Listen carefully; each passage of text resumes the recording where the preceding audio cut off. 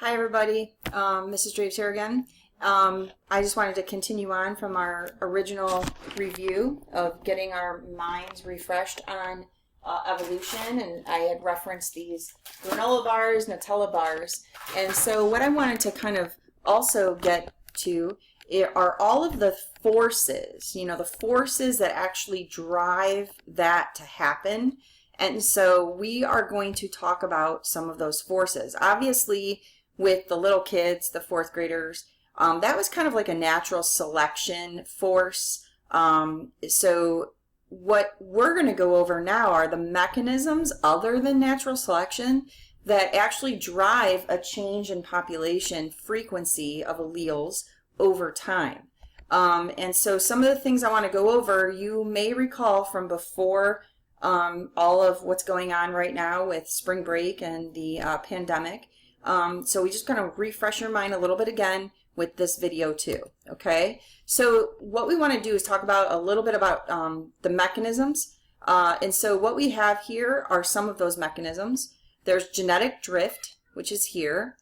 We also have gene flow and sexual selection, okay? So there's three main areas here, but then one of the areas is pretty descriptive regarding the different types. So the first thing, or the first force I want to talk about that actually drives changes in alleles of a population, the frequency of those alleles, is genetic drift, okay? Genetic drift, and excuse my writing here if it's really bad, is a change not due to natural selection. I'm just going to put NS for short. Genetic drift is really due to random chance. So forget about the whole fourth grader snack time and what they chose, how they chose Nutella over the granola bars. What we're going to do now is look at, are there any other forces that actually drive changes in the frequency of alleles in a population? And there are. The first one's genetic drift. Again, it's not due to natural selection. It's all by chance. And the first example is the bottleneck effect. And this happens when there is, let me see, make sure my pen is where it needs to be. Let's see here. I'll put it right here. So the bottleneck effect is a decrease in the size of the population. And what happens is if there's a decrease in the size of the population, it then decreases the gene pool. And specifically the variation or the different types of alleles within that gene pool. Okay, so a decrease in the population, which causes a decrease in the variation of genes within that population. Okay, and so some examples of the bottleneck effect could be natural disasters, like for example a tornado, a fire, volcanic eruption, even human impact. And a human impact one that we can talk about is actually the Florida panther. I don't know if you guys have ever heard of the Florida panther, but it's a cat, a predaceous cat, large cat, panther. It's in Florida, and the population has drastically decreased due to human impact because of hunting, because of development and so on, and habitat loss, that its numbers are so small that you see an effect on the population, okay?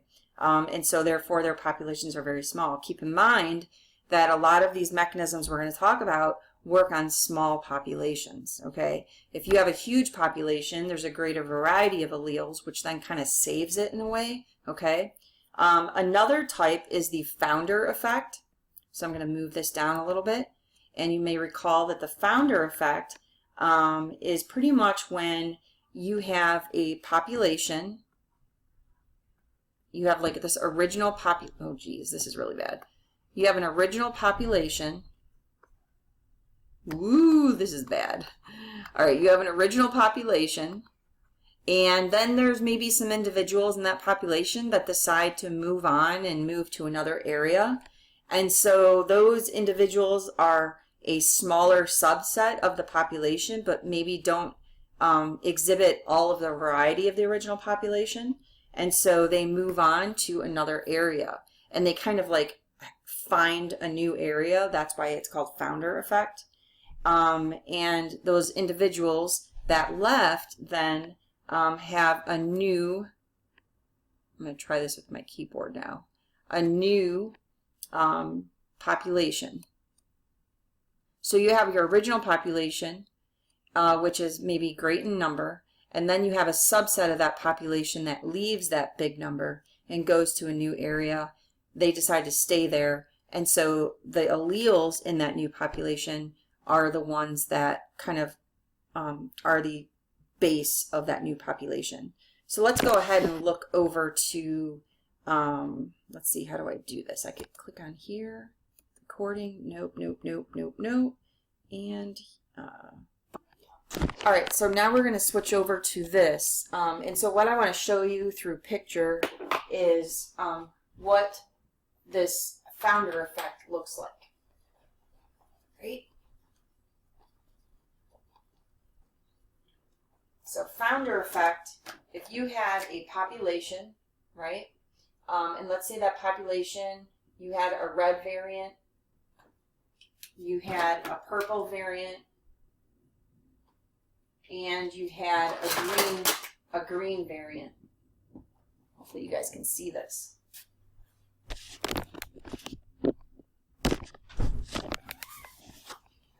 And then let's say over time there was a situation where individuals from this original population left, and then they went to a new area.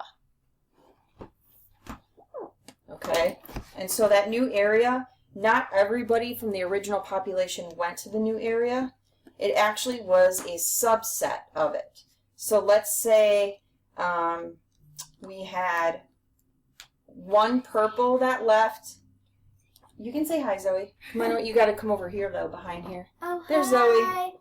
Zoe. So you have one purple that left this population, and then like 3 reds. Can I take the beef jerky? Yeah. Let's go.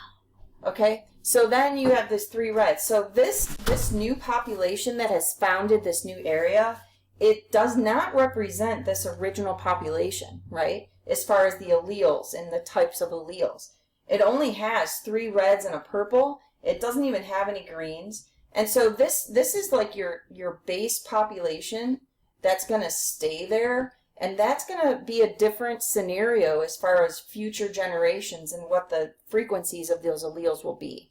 And so that's what we call the founder effect.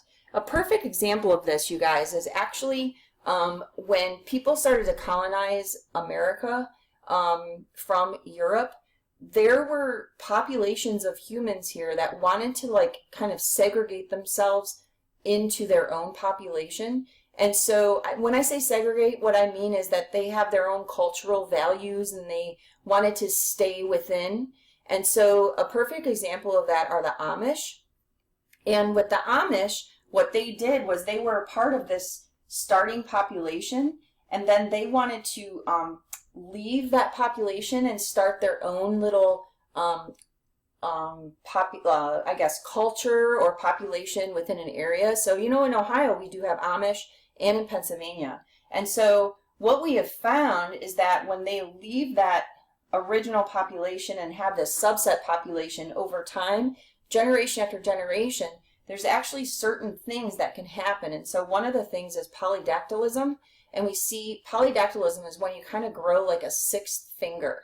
And that is a result of, because of the allele frequencies and the smaller subset population that we're dealing with, that can cause some changes or mutations within the population, and you see it faster because they're a smaller subset of the population. So again, here we go. We're going back to the fact that these forces work on small populations, right?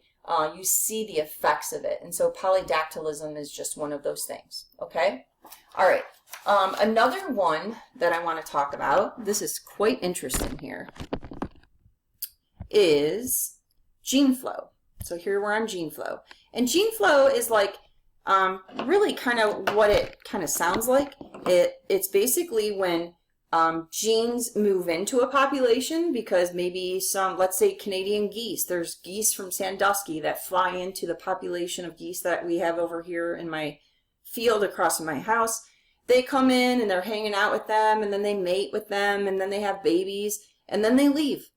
Okay, so when they come in, they're immigrating into this population of geese that are here in Olmsted Falls, and then they have their babies, and then they leave, and they go back to Sandusky, and that's emigration. So like gene flow is literally when genes flow in, and they're there, and then they flow out, okay? Well, that's emigration, is flowing out. So gene flow is when alleles, wrong thing here, alleles go into and out of a population, okay?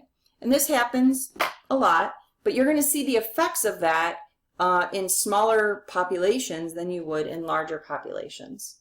In this case, quite honestly, it can increase variation. So it can actually, if there's new individuals coming in and contributing their genes to the population that weren't there before, then it's going to increase variation.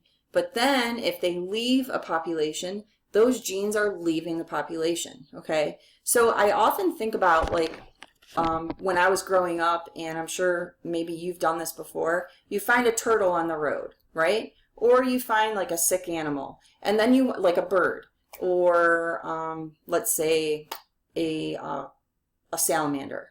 And so you have like a bird, salamander, a turtle, whatever, and you want to take care of it because you found it on a road. And so you do that, and then it dies. Well, then what's happened is that that's a gene that's now emigrated from that population, meaning that it's going to decrease the variation of alleles in the population of that species if you remove it. So it's really important to just kind of like not do that and just let nature take its course. There is means of survival in the natural world, and so just leave it there because there's a chance that they can survive and that gene can stay within the population or allele, right? And help provide that variety that they need within that gene pool, okay? And then one that I want to talk about is sexual selection. Sexual selection pretty much sounds like what it is. There are organisms or species on the planet that sexually select their mates based off of things that they can do. So for example, the typical type of sexual selection is with peacocks. And peacocks, they have these flowy, like beautiful feathers for the males, and they like will flutter their feathers, and the females will choose them as a result of the best feathers and the best dance with the feathers. If you think about Charles Darwin, though, in natural selection, having a bird with like these feathers that are really beautiful take up a lot of space and would really reduce speed and reduce their fitness for the environment or whatever it might be. That's not something that like is like a good thing, right? With just pure natural selection. But we have found that species sexually select. And so the females will actually choose males that have these beautiful showy feathers, okay? And they will choose them because that actually over time it's been in the species to know that they are more fit or healthier, okay? And so we have that with organisms or species like peacock, for example. There's even like frogs. You know, right now all the spring peepers are calling out right now. I don't know if you ever hear them, but they are out right now. And there's even like individual spring peeper frogs that together they sound the same, but then individually they sound different. And there will be females that will select only certain kinds of singers. And that's sexual selection, okay? So that is another force, okay, that changes the allele frequency of a population over time, okay? that's the quick review. Oh, there's so much to review, but that's a quick review to get us the good base of knowledge that we need to move on to Hardy-Weinberg, which involves math. Okay? We're going to do it. We got this, Titans.